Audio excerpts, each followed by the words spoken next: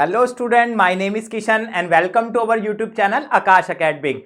जैसा कि मैंने आपको प्रीवियस वीडियो में, ठीक है, 12th क्लास की मैक्रो इकोनॉमिक्स से यूनिट फर्स्ट का पार्ट 3 कराया था, ठीक है, जिसमें हमने नेशनल इनकम और उसके सम रिलेटेड एग्रीगेट्स को पढ़ा था। ठीक है, जैसा कि मैंने आपको बताया था यूनिट फर्स्ट जो होगी हमारी उसे हम पार्ट वाइज करते चलेंगे, लाइक चैप्टर वाइज। ठीक है, तो उसी के बिहाफ पर आज हम पार्ट 4 की तरफ चलते हैं। ठीक है ना, यूनिट फर्स्ट से जो है हमारा methods of calculating national income. ठीक है, नेशनल इनकम को कैलकुलेट करने के कितने मेथड होते हैं। ठीक है बेटा, तो 3 मेथड्स होते हैं, उनको वन बाय वन हम करते हैं। थ्योरेटिकल बेसिस ये आपका पार्ट रहने वाला है। ठीक है, न्यूमेरिकल जो है मैं इससे अगली वीडियो में स्टार्ट कराऊंगा, जिसमें मैं नेशनल इनकम के न्यूमेरिकल पे अलग ही वीडियो बनाऊंगा। ठीक है बेटा, तो चलिए लेट्स सी, स्टार्ट करते हैं कि इसमें हमारे कौन कौन से क्वेश्चंस बनेंगे। और ये भी बेटा यूनिट फर्स्ट का ही हमारा क्या है, पार्ट है। ठीक है, और जब ये पार्ट होगा तो यानी कि जो हम बात कर रहे हैं बार बार के 10 मार्क्स का इसमें से आना है ना, जो विद न्यूमेरिकल है, तो उसमें ये भी शामिल है। और ज्यादातर ये जो क्वेश्चंस हैं जो आज मैं आपसे डिस्कस करने वाला हूं बेटा, ठीक है, ये आपके न्यूमेरिकल की चॉइस में पूछे जाते हैं, तो आपके लिए बहुत ही बेनिफिशियल है। जैसे कुछ बच्चों को न्यूमेरिकल पसंद नहीं होते है ना, तो वो इसको कर सकते हैं। ठीक है, तो चलिए बेटा, part 4 methods of calculating national income. ठीक है, तो हमारे बेसिकली कितने मेथड्स होते हैं। ठीक है बेटा, कितने मेथड्स होते हैं हमारे, 3।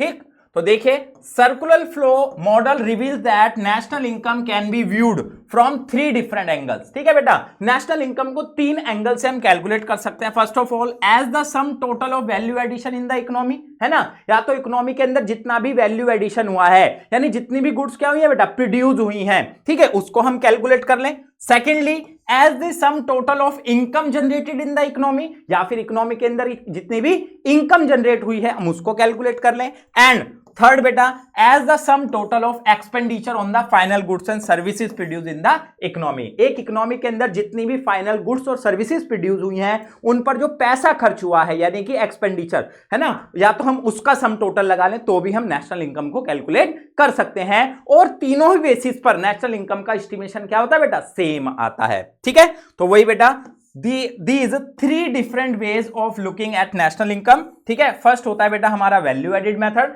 इसमें हमारी इकोनॉमी में जितनी भी गुड्स और सर्विसेज क्या हुई है बेटा, प्रोड्यूस हुई हैं, या फिर जो हमारी प्रोड्यूसिंग यूनिट्स होती हैं, यानी लाइक फर्म्स होती हैं, है ना, वो जितना भी गुड्स बनाने में वैल्यू एडिशन करती हैं, हम उसे क्या करें बेटा, ऐड कर लें, तो हमारे पास नेशनल इनकम आ जाता है वैल्यू एडिड मेथड से। ठीक है, इसको प्रोडक्ट मेथड भी कहा जाता है। ठीक, सेकेंड आता है बेटा हमारा इनकम मेथड। ठीक है, इसमें हम क्या करते हैं कि इकोनॉमी के अंदर जितना भी इनकम का जनरेशन हुआ है, और आपको याद होगा प्रीवियस वीडियो में हमने नेशनल इनकम की डेफिनेशन पढ़ी थी, कौन सी इनकम, फैक्टर इनकम। क्लियर बेटा, तो जितनी भी फैक्टर इनकम जनरेट हो रही है इकोनॉमी में, है ना, किस किस फॉर्म में, रेंट, वेजिस, इंटरेस्ट और प्रॉफिट की फॉर्म में, क्लियर, उसको हम ऐड कर दें, है ना, तो भी नेशनल इनकम का एस्टिमेशन लगाया जा सकता है। ठीक, और थर्ड आता है बेटा एक्सपेंडिचर मेथड, है ना। इसका क्या मीनिंग है, एक इकोनॉमी में जो भी गुड्स और सर्विस बनी है उस पर जो भी हमारे कौन सी बेटा सेक्टर, एक्सपेंसिव सेक्टर, खर्च करने वाले जो क्षेत्र हैं, है ना, जितना भी पैसा खर्च कर रहे हैं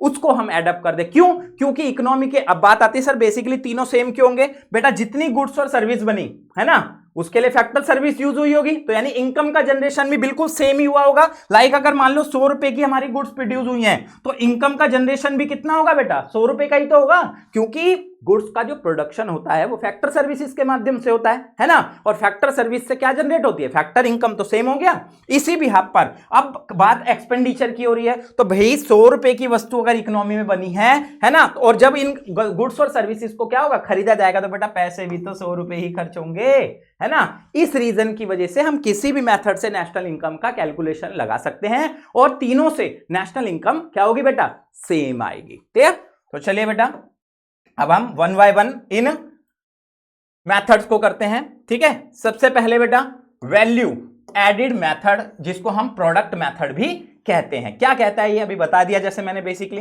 value added method measures national income in term of value addition by each producing enterprises in the economy during an accounting year. एक अकाउंटिंग ईयर में हमारी जितने भी प्रोड्यूसिंग इंटरप्राइजेज हैं, है ना, वो जितना भी क्या कर रहे हैं बेटा, वैल्यू एडिशन कर रहे हैं, उनको हम क्या कर दें, जोड़ दें। ठीक, this is also known as industrial origin method और नेट आउटपुट मेथड। बेटा 1 मार्क्स में पूछ लेता है कई बार अदर नेम, है ना, तो उसके लिए आपको पता होना चाहिए। तो क्या बात आई भाई, एक इकोनॉमी में, है ना, एक अकाउंटिंग ईयर में फर्म्स द्वारा या प्रोड्यूसिंग इंटरप्राइजेस द्वारा जितना भी वैल्यू एडिशन किया जाएगा उसको हम क्या करें, जोड़ लें, तो हमारे पास क्या आ जाती है बेटा, नेशनल इनकम आ जाती है। किसके माध्यम से, वैल्यू एडिड मेथड, जिसको हम प्रोडक्ट मेथड भी कहते हैं। Clear.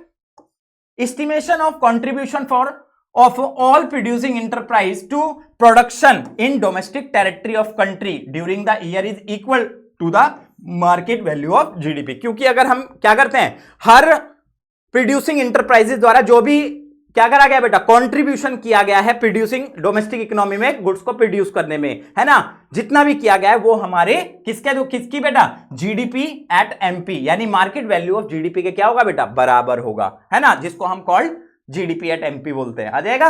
It is adjusted to find out NNP at FC और नेशनल इनकम, है ना, और फिर जो हमारे पास जीडीपी आएगा उसको हम क्या करेंगे, एडजस्ट करेंगे, तो हमारे पास एनएनपी एट एफसी आता है और एनएनपी एट एफसी को ही नेशनल इनकम कहा जाता है। यानी कि नेशनल इनकम से पहले हम क्या करेंगे बेटा, डोमेस्टिक इनकम निकाल लेंगे। क्लियर। चलिए भाई, तो सर क्वेश्चंस ये तो होगी बेटा एक डेफिनेशन। अब सर क्वेश्चन क्या पूछ लेता है इसमें, है ना बेटा, आपसे किसी भी मेथड का स्टेप पूछा जा सकता है ना, और साथ ही साथ उस मेथड में हम क्या प्रिकॉशंस लें वो पूछे जा सकते हैं 3 से 4 नंबर में। तो पहले हम उठाते हैं, what are the steps involve in estimation of national income by value added या प्रोडक्ट मेथड। क्लियर। सबसे पहला, these are the following step, ये स्टेप लिए जाते हैं बेटा। First of all, estimating the value of output for each producing unit in the domestic economy by adding sales and change in stock. ठीक है, अभी अभी हमने बात की थी, जितनी भी हमारी प्रोड्यूसिंग यूनिट्स हैं, क्लियर, उन प्रोड्यूसिंग यूनिट्स के द्वारा जितना भी आउटपुट क्या हो रहा है बेटा, प्रोड्यूस किया जा रहा है एक डोमेस्टिक इकोनॉमी में, जो कैसे निकलेगा भाई, एक तो जो उन्होंने सेल्स की है ना, और जो उनका चेंज इन स्टॉक है, यानी उनके पास जो स्टॉक रखा है वही यानी कि इकोनॉमी में प्रोड्यूस हुआ है ना बेटा। यानी कि जो वस्तु या तो बिक गई या फिर क्या हो रखी है अभी हमारे पास है ना, उसको हम ऐड कर दें, है ना, तो हमारे पास आउटपुट का एस्टिमेशन लग जाएगा भाई, इतना आउटपुट है। तो पहला स्टेप। क्लियर। सेकंड भाई, बाय डिडक्टिंग इंटरमीडिएट कंजम्पशन। अब बेटा आपने क्या करा, पहले स्टेप ने जितनी भी गुड्स प्रोड्यूस हुई वो तो आपने काउंट कर ली। फॉर एग्जांपल 1000 रुपए की हुई, भाई उस 1000 रुपए की गुड्स को बनाने के लिए आपने कुछ इंटरमीडिएट गुड्स का भी तो यूज किया होगा, जो हमने सबसे पहले थ्योरी में पढ़ा था, इंटरमीडिएट गुड्स, उनका भी तो प्रयोग किया गया होगा, है ना। और इंटरमीडिएट यानी कि अगर 1000 रुपए की कोई वस्तु बनी है ना, उसके अंदर जितनी भी इंटरमीडिएट गुड्स का यूज हुआ यानी इंटरमीडिएट कंजम्पशन हुआ है, उन्हें हमें क्या करना पड़ेगा, हटाना पड़ेगा, तभी तो एक्चुअल कितना प्रोडक्शन हुआ ये हम बता पाएंगे, है ना। उसके बाद उसमें से डेप्रिसिएशन, है ना, क्यों होता है मैंने आपको बता रखा है थ्योरी में, और नेट इनडायरेक्ट टैक्सेस, ठीक है, फ्रॉम वैल्यू ऑफ आउटपुट में से हम क्या करेंगे, डिडक्ट कर देंगे, माइनस कर देंगे, we get net value added at factor cost of all producing unit, है ना। तो हमारे पास क्या होगा बेटा, net value added at factor cost, यानी कि आप इसे एनवीए एट एफसी कह सकते हैं, है ना, हमारे पास क्या होगा, आ जाएगा। क्लियर। ये सेकंड स्टेप हो गया। अब आगे बढ़ते हैं। ठीक, अगला बेटा सेकंड स्टेप के बाद अब हमें क्या करना होगा, compiling domestic product by adding up net value added at factor cost of all producing unit, है ना। कंप्लाइंग हमारे पास डोमेस्टिक प्रोडक्ट निकाल लेंगे एडिंग करके सभी को net value added at factor cost को। क्लियर। और उसके बाद फोर्थ बेटा, estimating net factor income from abroad which is added to domestic product for getting national product. जो हमारे पास डोमेस्टिक प्रोडक्ट आया था, है ना, उसमें हम फैक्टर इनकम फ्रॉम अब्रॉड, जिसे क्या कहा जाता है बेटा, NFIA शॉर्ट में, है ना, इसे हम क्या करेंगे, ऐड कर देंगे, क्योंकि डोमेस्टिक इनकम निकली है, हमें निकालनी क्या है, नेशनल। तो नेशनल में जो देश के बाहर इनकम जनरेट करी है, किसने, हमारे रेजिडेंट्स ने, है ना बेटा। मैं आपको कंसेप्ट पीछे क्लियर करा चुका हूं, डोमेस्टिक में जो देश के अंदर है सिर्फ वही आई है ना, लेकिन बात नेशनल की हो रही है। तो बताया था ना, नेशनल में क्या होता है, एक तो फैक्टर इनकम ली जाती है और सेकेंडली जो रेजिडेंट के द्वारा अर्न की गई हो। मैटर नहीं करता कि वो इनकम उसने देश के अंदर जनरेट की है या देश के बाहर जनरेट की है, बट होना क्या चाहिए, रेजिडेंट होना चाहिए। तो हम बात नेशनल की कर रहे हैं ना बेटा, डोमेस्टिक की तो नहीं कर रहे, है ना। तो इसीलिए हमें NFIA को क्या करना पड़ेगा बेटा, जोड़ना पड़ेगा। ठीक है, तो ये आपके 4 स्टेप्स आप बता देंगे, आपको 3 से 4 नंबर मिल जाएंगे। क्लियर। सेकंड आते हैं बेटा, what precaution should be taken in estimating national income bye, है ना। अब आपसे प्रिकॉशन पूछ सकता है कि भाई हमें क्या प्रिकॉशंस लेने चाहिए, है ना। तो सबसे पहला, imputed value of on occupied house is included, है ना। बेटा हम अपने खुद के मकान में जो रहते हैं, किराए पर नहीं, हम अपने खुद के जो मकान में रहते हैं उसका भी तो क्या होता है, एस्टिमेटेड वैल्यू होती है, एक एस्टिमेटेड रेंट होता है ना। लाइक अगर हम वहां नहीं रहेंगे, है ना, तो ऑब्वियसली बात है उससे किराया कितना जनरेट हो सकता है, दैट्स क्लियर, है ना। तो इसी कारण से याद रखना है कि जो हम अपने घर में जो रहते हैं उसका भी एक एक्सपेक्टेड रेंट होता है, उसे हमें नेशनल इनकम में काउंट करना होता है। ये हमें पहला प्रिकॉशन लेना है। बेटा प्रिकॉशन जरूरी नहीं है कि यही है, और भी बहुत सारे होते हैं, बट है ना, हमारे को बेटा ज्यादा माइंडसेट में 4 से 5 तो हमें पता होने चाहिए। ठीक है। सेकेंडली बेटा, imputed value of goods and service produce for self consumption is included, ये बात ध्यान रखनी है ना। इकोनॉमी के अंदर केवल उन्हीं वस्तुओं को नहीं लेना जो बेटा प्रोड्यूस होकर के मार्केट में बेची जाती हैं, है ना। प्रोड्यूसर द्वारा जो गुड्स बनाई जा रही है ना, और वो उन गुड्स को खुद भी कंज्यूम कर रहा है। जैसे फॉर एग्जांपल एक जूते बनाने वाला बंदा है ना, कोई बना रहा है, उसने 5 जोड़ी जूते अपने घर के लिए रख लिए, या एक किसान गेहूं का उत्पादन कर रहा है ना, उसने 100 किलो गेहूं क्या कर लिया बेटा उस साल में अपने घर के लिए खाने के लिए रख लिया, तो उसकी वैल्यू को भी नेशनल इनकम में क्या होगा बेटा, काउंट किया जाएगा। ठीक है। And secondly, sales and purchase of second hand goods are not included, है ना। तीसरा हमें प्रिकॉशंस क्या ध्यान रखना है कि किसी भी प्रकार की कोई सेकंड हैंड गुड्स पर खरीदी जा रही है, बेची जा रही है, उसका एस्टिमेशन हमें नेशनल इनकम में नहीं लगाना। क्यों बेटा, because are not a part of production of the current year, है ना, क्योंकि ये करंट ईयर के प्रोडक्शन का पार्ट नहीं होता। ठीक। फोर्थ बेटा, sales of bond by company is not included because it is a financial transaction. बिल्कुल भाई, है ना। कोई कंपनी क्या करती है बेटा, कोई बॉन्ड्स वगैरह शेयर क्या करते हैं, सेल करती है, कोई उसे खरीद रहा है, इनको भी नेशनल इनकम में काउंट नहीं किया जाता, क्योंकि इससे केवल क्या होता है बेटा, पैसा सिर्फ इधर से उधर होता है, किसी गुड्स या सर्विसेज का प्रोडक्शन नहीं होता। और हम तो क्या देख रहे हैं, कोई इकोनॉमी में गुड्स और सर्विस प्रोड्यूस होनी चाहिए, वैल्यू एडिशन होना चाहिए, तो इसके माध्यम से भी नहीं होता, तो इसे भी हम नेशनल इनकम में शामिल नहीं करते। ठीक है बेटा, ये हमारा प्रिकॉशंस आता है। क्लियर। अब बात करते हैं बेटा, वैल्यू एडेड मेथड में एक बहुत अच्छा क्वेश्चन निकलता है, किस चीज का बेटा, डबल काउंटिंग का, है ना। जब आप वैल्यू एडिड कर रहे हो, गुड्स को काउंट कर रहे हो, तो ऐसा कई बार हो सकता है कि एक गुड्स का एस्टिमेशन यानी कि उसका काउंटेबल 1 से ज्यादा बार हो जाए, 2 बार हो जाए, 3 बार हो जाए, 4 बार हो जाए। और ऐसा खासकर कब होता है बेटा, कब होता है, जब आप इंटरमीडिएट गुड्स को भी क्या कर लेते हैं, काउंट कर लेते हैं। जबकि हमने थ्योरी में भी समझ रखा है, ठीक है, नेशनल इनकम के एस्टिमेशन में केवल और केवल क्या आती है बेटा, हमारी फाइनल गुड्स आती हैं। क्लियर। तो डबल काउंटिंग एक प्रॉब्लम है, वैल्यू एडेड मेथड में आपसे पूछ सकता है कि भाई क्या होती है डबल काउंटिंग। तो चलिए बेटा इसको समझते हैं अच्छे से। ठीक है, what are the double counting. ठीक है, क्या होती है बेटा डबल काउंटिंग, ठीक, वो बताना है, explain in the help of an example. ठीक है, सीधी बात बेटा, नेशनल इनकम के एस्टिमेशन में, ठीक है, किसी भी गुड्स का 1 से ज्यादा बार क्या होना, काउंट हो जाना, दैट्स कॉल्ड डबल काउंटिंग। ठीक है, तो वही देखिए भाई डबल काउंटिंग क्या कहता है। ठीक है, it means counting of the value of the same produce more once, 1 से ज्यादा बार, है ना, काउंट हो जाए। Explaining at the problem of double counting with the help of an example, it is assumed that an economy are only 4 firms engaged in the production of garments. Clear? इसको एक example से हम समझते हैं, तो इसके लिए क्या देखते हैं भाई, ठीक है, एक इकोनॉमी के अंदर, ठीक है, मान लेते हैं 4 ही फर्म्स हैं जो इंगेज हैं, लगी हुई हैं गारमेंट इंडस्ट्री में, यानी कि वस्त्र बनाने में। ठीक है, फर्म ए जो है इसमें प्रोड्यूस करती है रॉ मेटेरियल, है ना, क्या, cotton, and assume that it is uses no intermediate cost input, है ना। और हम मान लेते हैं कि भाई वो किसी प्रकार का कोई इंटरमीडिएट गुड्स को यूज नहीं करती और कॉटन प्रोड्यूस करते हैं और उसे सेल कर देती है कितने में बेटा, 1000 रुपए में, किसको, फर्म बी को, है ना बेटा। फर्म बी ने क्या करा, ये 1000 रुपए का कॉटन खरीद लिया, firm be converted it into cotton yarn, है ना।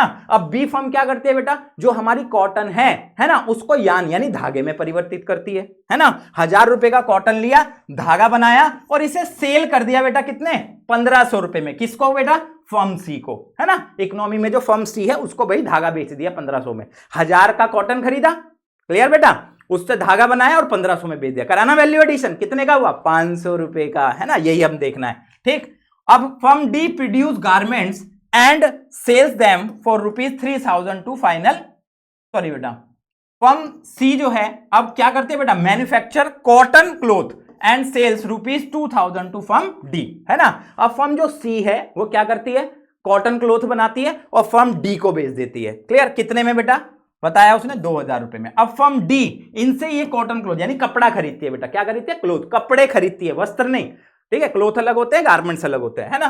Produce garments and sell them ₹3,000, है ना, किसको, फाइनल कंज्यूमर को। अब जो फर्म डी है वो गारमेंट्स बना करके अपने फाइनल यूजर्स को, है ना, यानी लाइक कस्टमर्स को बेचती है, कितने में बेटा, 3,000 रुपए में। ठीक, अब हमने क्या करा बेटा, हमने इस चीज पर ध्यान नहीं दिया, है ना, और हम क्या करते गए, भाई इकोनॉमी में कॉटन प्रोड्यूस हुई है 1,000 रुपए की, ऐड कर लो, है ना। इकोनॉमी में धागा बना है 1,500 रुपए का, ऐड कर लो, है ना। इकोनॉमी में कॉटन क्लोथ बने हैं भाई 2,000 रुपए के, ऐड कर लो, ठीक है। इकोनॉमी के अंदर क्या बने बेटा, गारमेंट्स बने हैं 3,000 रुपए के, ऐड कर लो। अगर हम ऐसा करा, है ना, the total value of gross output, है ना, तो हमने क्या कर लिया बेटा, लगभग क्या कॉमन 7,500 रुपए, कैसे, 1,000 plus 1,500 plus 2,000 plus 3,000, in which raw material cotton has been counted 4 times, है ना। अगर हमने सबको काउंट कर लिया, है ना, तो इसका मतलब हमने कॉटन की जो वैल्यू है उसको 4 टाइम्स,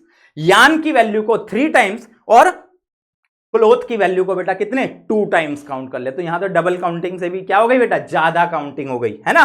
ठीक, times and cotton cloth 2 times, but the value final goods which is the economy has produce कितनी हुई है बेटा, लेकिन केवल फाइनल गुड्स कितने की बनी है, केवल 3,000 रुपए की। दस while calculating national income if we take into accounts ₹1,000 in value of final goods as well as intermediate goods, this counting of goods is known as double counting। इसी को क्या कहा जाता है बेटा, डबल काउंटिंग। इस तरह आप एग्जाम्पल से उसे समझा सकते हैं। क्लियर बेटा, आगे बढ़ते हैं। ठीक, अब आता है कि क्या सर इसको अवॉइड करने का कोई तरीका है क्या, है ना, पूछ भी सकता है आपसे, बिल्कुल है बेटा, है ना, अवॉइड किया जा सकता है इसको।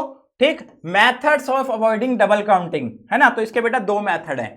ठीक, पहला है फाइनल प्रोडक्ट मेथड और दूसरा है वैल्यू एडेड मेथड। ठीक, फाइनल प्रोडक्ट मेथड में भाई इकोनॉमी के अंदर जो फाइनल गुड्स बनी है उन्हें ऐड कर लो, है ना, तो आप बच सकते हो, इंटरमीडिएट को ध्यान नहीं देना, है ना। या फिर इकोनॉमी के अंदर जितना भी प्रोडक्शन प्रोसेस चल रहा है उस प्रोडक्शन प्रोसेस में जो भी क्या हुई है बेटा, वैल्यू एडिशन हुआ है उसको आप काउंट कर लो। ठीक है, तो वही है यहां पर, according to this method gross domestic product is the gross market value of final goods and services produced by all producing unit located in the domestic economy, है ना, उसको कर लो एक अकाउंटिंग ईयर में। This give us the value of gross domestic product at, ये GDP MP दे देगा। It includes value of only final goods and services to avoid problem of double, इसमें केवल फाइनल गुड्स और सर्विस आएगी तो आपकी डबल काउंटिंग की प्रॉब्लम सॉल्व हो सकती है, अवॉइड कर सकते हो। Clear.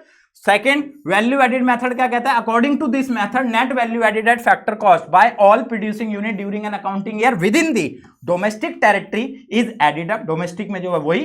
This gives us the value of net domestic product at FC, यानी एनडीपी एट एफसी आ जाएगा। It measure the contribution of each producing unit in domestic economy without any possibility of double counting, है ना, किसी प्रकार की double counting की कोई problem नहीं रहेगी। Net value added at factor cost, है ना, निकाल सकते हो आप, जो आपने ग्रॉस आउटपुट क्या करा है, रिड्यूस किया है, उसमें से इंटरमीडिएट कंजम्पशन माइनस कर दो, उसमें से डेप्रिसिएशन को हटा दो, उसमें से एनआईटी को हटा दो। क्लियर बेटा, तो इस तरह से पूछ सकता है आपसे कि भाई इसको अवॉइड कैसे किया जाए। क्लियर, चलिए बेटा, ये तो कहानी रही आपकी वैल्यू एडेड मेथड की। अब हम बात करते हैं इनकम मेथड। बता दिया मैंने, इनकम मेथड में नेशनल इनकम का कंट्रीब्यूशन एस्टिमेशन कैसे निकाला जाता है बेटा, जो भी फैक्टर इनकम क्या हुई है, जनरेट हुई है ना, तो वही देखिए। It is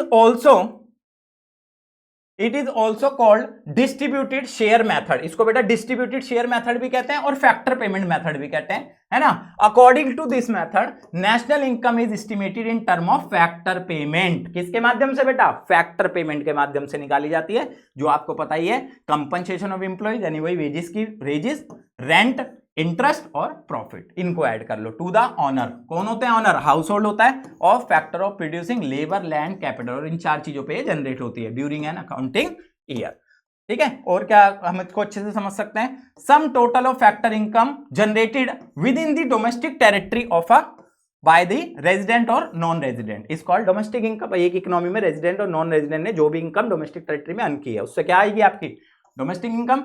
net factor income from abroad, इसमें क्या कर दो बेटा, ऐड कर दो, वही एनएफआई ऐड कर दो, तो आपके पास नेशनल इनकम आ जाती है। क्लियर, चले भाई, तो सर यहां से क्या क्वेश्चन निकल जाता है, यहां से भी बेटा वही आपसे स्टेप्स पूछ सकता है ना, आपसे प्रिकॉशंस पूछ सकता है। तो वही देखिए बेटा step, find the area like primary secondary and tertiary sector, है ना। सबसे पहले इनकम जनरेट कहां होती है, प्रोडक्शन कहां होता है, 3 सेक्टर में होता है, प्राइमरी सेकेंडरी और टर्शरी, तो इनकम भी इन तीनों में जनरेट होगी, है ना, वो निकाल लिया। Secondly estimating amount of factor payment like compensation of employees, कितना हुआ है ना, ऑपरेटिंग सरप्लस जिसमें बेटा रेंट कैपिटल सॉरी, है ना, ये सब भी आ जाएगा, ठीक। और जो ऐसी इनकम जो क्या नहीं हो रही पा रही है बेटा, अलग अलग नहीं हो पा रही है ना, उसे हम मिक्स इनकम का नाम दे देते हैं, of self employed made by each enterprise, है ना, उसको हम कैलकुलेट कर लेते हैं। And third, totalling of all factor payment, जो भी फैक्टर पेमेंट ये 4 है इनका टोटल करेंगे, made within domestic territory to get domestic income, है ना, और इनको हम काउंट करेंगे तो हमारे पास डोमेस्टिक इनकम आ जाएगी। और फिर वही डोमेस्टिक इनकम में क्या ऐड होता है, बस NFI, तो वही फोर्थ स्टेप हो गया। Estimating net factor income from abroad which is added to domestic income derive to national, इससे हम डोमेस्टिक से नेशनल की तरफ जा सकते हैं, ठीक है। तो ये आपके 4 स्टेप्स हो गए, बताया था बेटा 3 से 4 नंबर में पूछ सकता है, ठीक। अब इसमें भी बेटा आपसे क्या है, प्रिकॉशंस पूछ लेगा, है ना, कि बताओ अगर हम इनकम मेथड से नेशनल इनकम निकाले तो हमें क्या प्रिकॉशंस लेने चाहिए, है ना। तो बेटा सबसे पहला प्रिकॉशंस, है ना, जो हमें ध्यान रखना है, क्या, only factor income are included, ये मैं आपको शुरू से ही समझाता आ रहा हूं, केवल फैक्टर इनकम को ही नेशनल इनकम में लिया जाता है, on by rendering productive service, जो प्रोडक्टिव सर्विसेज से क्या होती है, जनरेट होती है। Secondly, all type of transfer income are not included, बताइए हमारे को भाई ट्रांसफर को हम काउंट नहीं करते because it is not a acquired income, है ना। Secondly, income receive from sale of second hand goods, अभी आया था ना बेटा वैल्यू एडेड में भी, सेकंड हैंड गुड्स से कोई इनकम जनरेट हो रही है ना, कोई ओल्ड मशीनरी बिल्डिंग, है ना, आर नॉट इंक्लूडेड, इन्हें काउंट नहीं किया जाता because these goods are not a part of current year production, है ना, इस रीजन से। But any brokerage and commission paid to dealer during sale purchase, है ना, कोई बेटा कार है, पुरानी कार बिक रही है, उसकी वैल्यू को तो काउंट नहीं करेंगे, लेकिन उस कार को बिकवाने वाला जो ब्रोकर है ना, वो अपना कमीशन लेगा, उसे नेशनल इनकम में काउंट किया जाएगा क्योंकि वो उसकी फैक्टर इनकम है, भाई वो काम करके कमा रहा है ना, इट इज इंक्लूडेड, ये बात ध्यान रखनी है ना, it is a part of current year production, ठीक। अगला बेटा इलीगल इनकम बताई रखा है, like smuggling, black marketing etcetera, as well as windfall gains हो गया, है ना, जैसे लॉटरी वगैरह लग गई, ये भी इंक्लूड नहीं किया जाता, मैं आपको पहले भी थ्योरी में समझा चुका हूं। Share bonds are corporate tax not include, अभी आया था, है ना। Imputed rent of owner occupied house आया था ना, है ना, उसको हम ऐड करते हैं, treating with rent as component of factoring, क्योंकि ये क्या है बेटा, फैक्टर इनकम में रेंट के कंपोनेंट जैसा पार्ट है, it will be included in national income estimation, है ना। Secondly, corresponding to production of self consumption should be generated, जो अपने कंजम्पशन के लिए होता है, income is the economy should be taken account of, है ना। और income tax is paid out of compensation of employ, it should not be added in estimation of national income, जो बेटा हम इनकम टैक्स पे करते हैं, है ना, गवर्नमेंट पे जाता है, उसे हम नेशनल इनकम में काउंट नहीं करते, क्यों, क्योंकि वो कंपनसेशन ऑफ एम्प्लॉय का ही क्या है, पार्ट है। इनकम जनरेट हुई किसी की 10,000 रुपए, उसने भाई उसमें से 1,000 रुपए टैक्स दे दिया, तो भाई वो 10,000 काउंट हो चुके हैं ना, तो आप टैक्स को भी करोगे तो वो 1,000 रुपए क्या हो गए, एक्स्ट्रा काउंट हो जाएंगे, है ना। तो इसीलिए ये बेटा आपके किसके बेटा, नेशनल इनकम के प्रिकॉशंस होते हैं, क्लियर। अब आते हैं हम एक्सपेंडिचर मेथड पे, ठीक है। एक्सपेंडिचर मेथड बताया था, क्या कहता है, इकोनॉमी में गुड्स और सर्विसेज पे जितना भी पैसा खर्च हुआ है ना, तो वही देखिए बेटा, according to this method national income is estimated in term of expenditure on purchases of final goods and services produce in economy during an accounting, एक इकोनॉमी में जितनी भी गुड्स और सर्विस क्या प्रोड्यूस हुई है, जितनी भी परचेज हुई है, खर्च हुआ है ना, उसे हम काउंट कर दें, ठीक है। सिंस फाइनल एक्सपेंडिचर, ठीक है, कंप्राइजेज कंजम्पशन एंड इन्वेस्टमेंट, तो आपको पता ही है ना, हम जो अपना खर्च करते हैं या तो वो कंजम्पशन की फॉर्म में होता है या investment, it is also called consumption and investment method, इसलिए इसको ये भी कहा जाता है, या फिर इनकम डिस्पोजेबल मेथड। ये बेटा मैंने इसलिए इसमें लिखे हैं क्योंकि आपसे 1 मार्क्स में एमसीक्यू की फॉर्म में पूछ लेता है कि इसका अदर नेम बताओ क्या होता है, ठीक है। Estimation of expenditure on the final goods purchase during the year within domestic territory of country is equal to the market value of GDP, यानी ये वही जीडीपी एट एमपी आ जाएगा, it adjusted to find NNP, है ना, और national, है ना, जो आप पे जीडीपी आ जाएगा तो पता ही आपको एनएफआई ऐड करना है, हमारे पास नेशनल इनकम आ जाता है ना। तो ये इसकी डेफिनेशन कहती है, ठीक। अब आ रहे हैं हम व्हाट लास्ट इसका, ठीक है। इसमें भी आपसे क्या पूछ सकता है बेटा कि भाई इसके स्टेप्स बताओ, स्टेप्स इन्वॉल्व इन एस्टिमेटिंग। सबसे पहले तो आपको पता होना है एक इकोनॉमी के अंदर खर्च कितने लोग करते हैं, ठीक है। तो बेटा 4 लोग खर्च करते हैं, है ना। एक हाउस होल्ड इकोनॉमी में खर्च करता है, एक गवर्नमेंट करती है, एक फर्म करती है और एक रेस्ट ऑफ द वर्ल्ड करता है ना। तो इनके चारों द्वारा खर्च किया गया जो एक्सपेंडिचर है उसे हम क्या करें, सम कर दें, तो हमारे पास नेशनल इनकम है। तो वही first estimating the GDP at MP निकालेंगे फाइनल एक्सपेंडिचर द्वारा, कैसे, to the domestic economy by adding all private final consumption, है ना।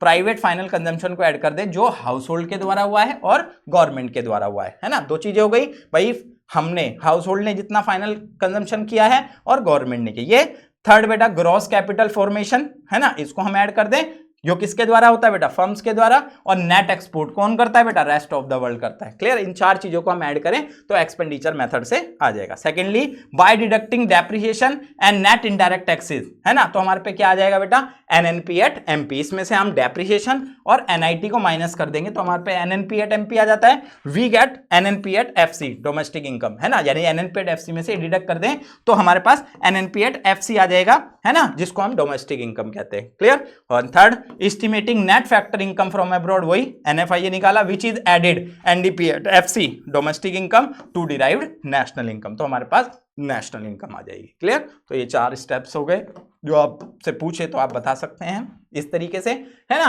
एंड लास्ट बेटा एक्सपेंडिचर मेथड से भी क्या होता है, आपसे बताओ, आपसे प्रिकॉशंस पूछे जा सकते हैं, ठीक है, 3 से 4 नंबर में, ठीक है। तो उसको हम देखेंगे,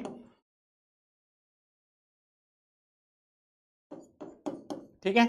फर्स्ट स्टेप्स इन्वॉल्व इन estimating national income bye expenditure method, sorry क्या स्टेप्स हो गए,